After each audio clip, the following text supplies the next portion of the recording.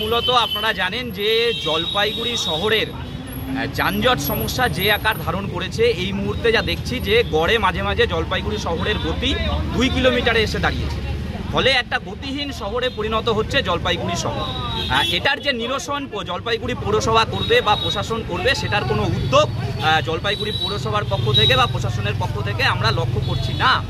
এর আগে 2024 সালে জলপাইগুড়ি পৌরসভা টোটো চালকদের থেকে 500 টাকা করে নিয়ে রেজিস্ট্রেশন এবং 3 নম্বর দেওয়ার ব্যবস্থা করেছিল, কিন্তু আমাদেরকে সেই সময় বলা হয়েছিল যে এই প্রক্রিয়া সম্পন্ন হওয়ার পরে জানানো হবে টোটো ইউনিয়নগুলোকে, প্রশাসনকে, যে কত টোটো চালক রেজিস্ট্রেশন করলেন।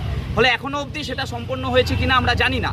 অনেকেই 500 টাকা জমা দিয়েছেন কিন্তু 3 নম্বর পাননি। ফলে তাদেরকে দ্রুত 3 নম্বর দেওয়ার ব্যবস্থা, এই যে রেজিস্ট্রেশন প্রক্রিয়া, এটাকে দ্রুত সম্পন্ন করা এবং আমরা চাইছি যে যানজট সমস্যা সমাধানে জলপাইগুড়ি পৌরসভা তারা সদর্থক পদক্ষেপ করুক, এটা আমরা চাই। আমরা এটাও বলে দিতে চাই, শুধুমাত্র টোটো চালকদের হয়রানি করে বিষয়টা সম্ভব নয়।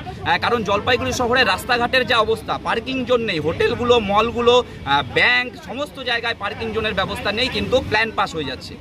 আমরা বলছি যে কদমতলা থেকে বেগুনটারি হয়ে যে নেতাজি পাড়া বাস স্ট্যান্ড, এই রাস্তাটা অবিলম্বে চওড়া করা প্রয়োজন। ফলে চওড়া না হলে সেটাতে যে সমস্যা তৈরি হচ্ছে, প্রতিদিন এই জায়গাটায় যানজট সমস্যা তৈরি হচ্ছে, ফলে সেটাকে যাতে নিরসন করা যায়, আমরা সেজন্যই জলপাইগুড়ি পৌরসভায় এসেছি।